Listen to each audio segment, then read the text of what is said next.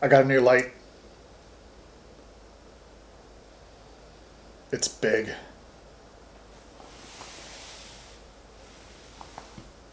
I also got a new dash cam. That's what we're going to talk about today. Let's get into it.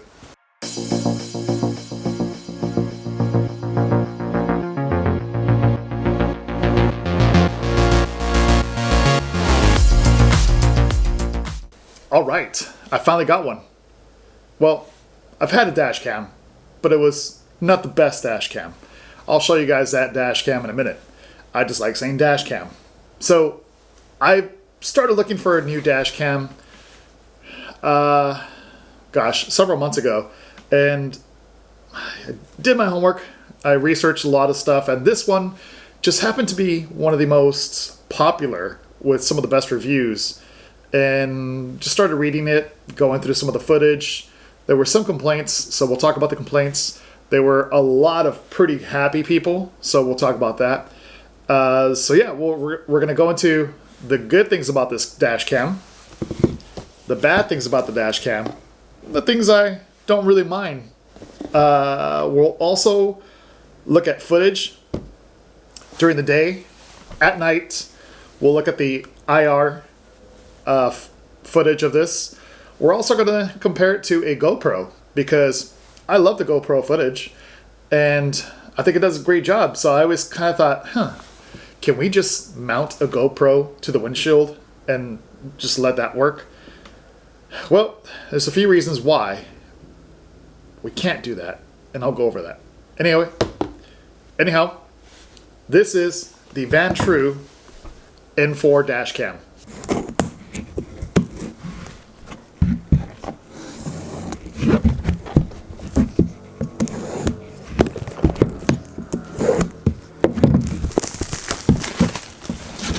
Okay.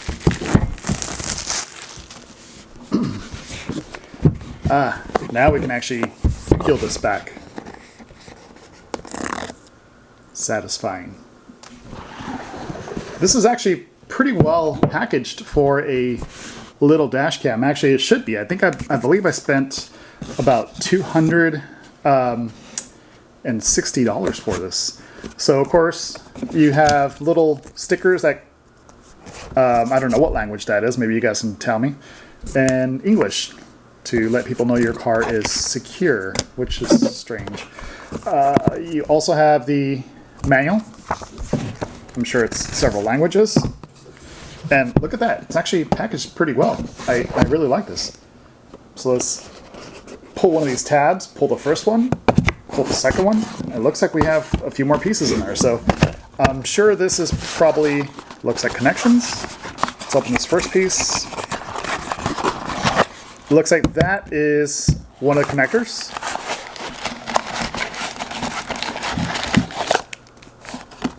Along with the rear camera, I believe.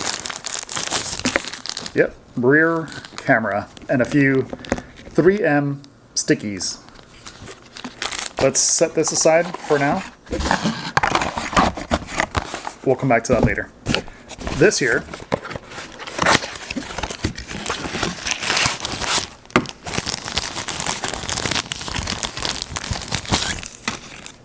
ooh, there it is. The camera. Pretty neat. It's not a huge screen, but it's sufficient. It'll do the job. IR.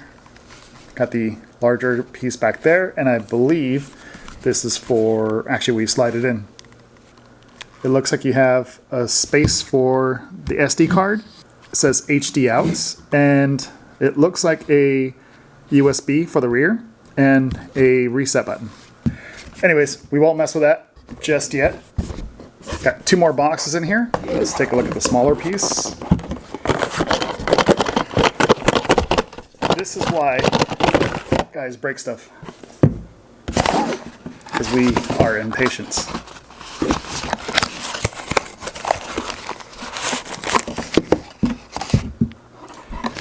Second small box is connections.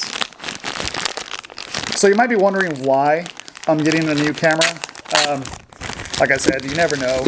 It can come in handy. So here we have the plug Now it's got a little arrow here, so looks like, yes, comes with another USB for charging, which is perfect. Last box. Suction cup. And this looks like it's a piece for the plastics to kind of tuck the wires in. So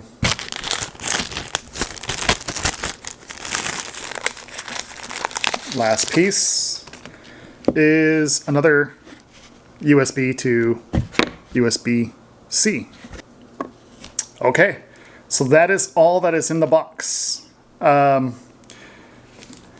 go ahead and plug it in to the car and see how it works. Okay, so here's what I did. This is the actual piece that connects to the camera. So there is a mount here that actually matches up, so you just slide it in. The way that works is obviously this suction cup connects to the window, you twist it up, and this USB-C actually connects down to it, which I thought was great. So if this USB-C connects down to it, you can slide this on. You have connection, power, and everything for the front-facing camera and the inside camera. What you don't have is connection for the rear camera. That is right here. So to get that connected, you have to actually wire another USB-C, connect this to the camera before you actually hook it up. See if I can do that. Then once you have that, then you can actually slide it on. That will connect all three cameras. I wired it to actually go up here into my headboard, or I'm sorry, I forgot what you call that. And it actually runs across on the inside here, down across, down into the actual moldings, and all the way across. Now the rear, I went the opposite direction. So I went up here, up across, over, and all the way across to the back. Let's go look at the back. Okay, so as I was mentioning, I went all the way across over the doors. It wasn't easy. I did have to use a hanger to kind of push wire through. Went in. This actually comes off pretty easy. You just pull it right off, and you can see the wire kind of stuffed in there. Once I got in there, I ran it into this, over, inside here. This comes off pretty easy, and there's my rear camera. Okay, so I'm not going to go into all the specs on this because you guys can easily just click the link below and check it out, so you can read some of the stuff about it. But I'm just going to tell you what I think about it and my experience. I've had this for several months now, actually. So we're going to talk about the good stuff and the bad stuff. So first of all, this N4 just happens to be a 3-channel camera. My previous one was a 2-channel camera. What that means is 1, 2, and in the rear I have another camera, so 3 channels. Excessive? Maybe, but if I'm going to do it, might as well do it right. So 3-channel. There's also an LED screen in the back. It is not touchscreen, which I don't know how I feel about that. I kind of wanted it to be, but it really doesn't. The menu is so simple that it really doesn't matter.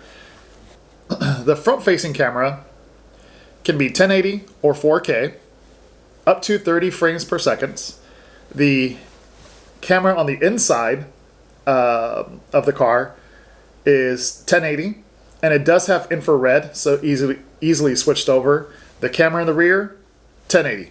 You could also make it all so it's 1080, 1080, and 1080. So you can choose your different resolution, your different speeds, frames per second. If you're not familiar with what frames per second are, it's just something in the camera world we use. It's basically in 1 second how many frames or small pictures it takes up. So this can take up to 30 in 1 second. There are some cameras that can go up to like 120, some even higher than that, but those are typically used for like slow motion, so there's no blur at all. It catches every single frame, and you can slow it down. So typically your movies are going to be roughly 24 frames per second because they want a slight blur. So this reduces that a little more. So it's a little better, I guess you can say, than your typical Hollywood movie. One of the other great things about it is it does have a parking sensor. So you can set the sensor to where somebody hits your car and it vibrates the camera that it'll turn on. Or it can sense motion, and once it sees something walking up front, it'll turn on. The other really neat thing about it is it's not a typical battery. It's a super capacitor. Did I say that right? Super capacitor. So it's great with heat because this is Texas and it's hot here. This sits in your windshield, and at first I thought it might overheat, but no, actually holds up really well. It doesn't come with the SD built in, so you do have to actually buy an SD card, which I prefer, to be quite honest. It can take up to a 256 gigabyte card, which is plenty big. So I put a 128 gigabyte card in here, and it recorded from South Colorado all the way to Austin, Texas. That's a lot of hours of footage. So yeah, a lot of hours of footage. So it can handle things pretty well. I will be upgrading this to a 256, so I'll put a 256 in there so I can record all day, all night, maybe even the next day. The video is time-stamped if you choose for it to be. You can take this time... Let me try that again. You can take the timestamp off if you don't want it. I choose to keep it on there just so I can just always go back and it's really easy to find it. So I like it. Let's talk about how this records. So you can actually select a few different things. So one of the things I was not crazy about was thinking, well, I thought, I would have to actually format the card, once it's done, and it would be kind of a nightmare, or it just stopped recording. It doesn't. So you can actually select for this to record in small clips. So you could choose 1 minute, 3 minutes, or 5 minutes. And what it'll do is it'll record small 1, 3, or 5 minute clips, whatever you choose, throughout the card. Once you get to the back of the card, it'll go back and start recording over everything it previously recorded. So like I said, on a 128 gigabyte card, I was able to record several hours of driving, so you don't have to worry about, will that be there when I get home? Yes, it'll be fine. If for some reason you do come across something where you think I need to record that or save that, there is a few buttons up top that control this. So you can actually click the far left button and it will actually take that file, show you a key, take that file, and lock it up into a different folder so it won't record over. So pretty handy, pretty handy. Now it will only record for that 3 minutes, 1 minute, or whatever you have it set to. So I'm a big fan of the 3 minute clips. 5 minute clips were just a little too long. 1 minute was just way too short. Now let's talk about some of the cons. So I don't necessarily agree with all the cons because, well, I don't think they really are cons. I kind of like them, to be honest with you. So one, there's no GPS. Some folks were complaining online that there's no GPS. I don't mind that. I don't really care about it having GPS. So actually, to be quite honest, I prefer this not having GPS. That being said, you can actually buy a separate piece for this, connect it, and it is GPS. So it does have controls for the GPS inside it once you connect that GPS system. One of the other complaints I read about with this is no Bluetooth or Wi-Fi, so you can't connect this to your phone. I actually prefer that. I don't want my phone to be controlling this. I just want to be able to push buttons up top on this unit and keep it completely separate from my phone. I do not like downloading strange programs onto my phone, so no Wi-Fi, no Bluetooth. The last thing that people were complaining about, I do agree with. It is the connection. So this, and I'll show you in just a second. So this actually does attach with a suction cup to your windshield, and there is a USB C that connects to the top of that. So it's a little bit hidden, which is nice. So when you get in your car, you can just slide this into your windshield suction cup holder, and it all connects. However, when you want to connect your rear camera, that's the only connection. So people are complaining that there is no Y connection at the very top of your suction cup. Let me show you what I mean by that. All right, so I mentioned we're going to compare this to a GoPro. So let's take a look at the GoPro footage versus this N4. Okay, so here we have the comparison between the GoPro and the dash cam. Looking forward, looking in the cab. Looking forward, looking in the cab. Looking forward. Now let's see it at night.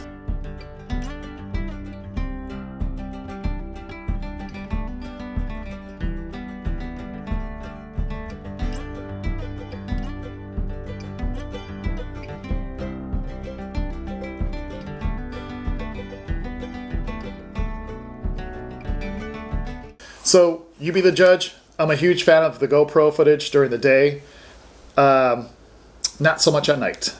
So you may be wondering, why is it excessive to actually have a dash cam? Not only a dash cam, but something for in the cab and something in the rear. No, I don't think so. We pay every year several hundred or several $1,000s in insurance just to protect ourselves. I think this can help. So if something happens, there's a lot of people who will just do weird things and, you know, commit fraud and stuff, run into you. So this will just protect you from all that. It's no big deal. Once I actually never really take this off. The only reason this is out of my car now is that we're doing this video, obviously. So this pretty much sits in my car and it never comes off. So it just lives in there. You don't really notice it from the outside. You'd really have to be paying attention to it. Front camera, I mean, yes, it's noticeable, but what are you gonna do? It doesn't necessarily stand out. So, would I recommend it?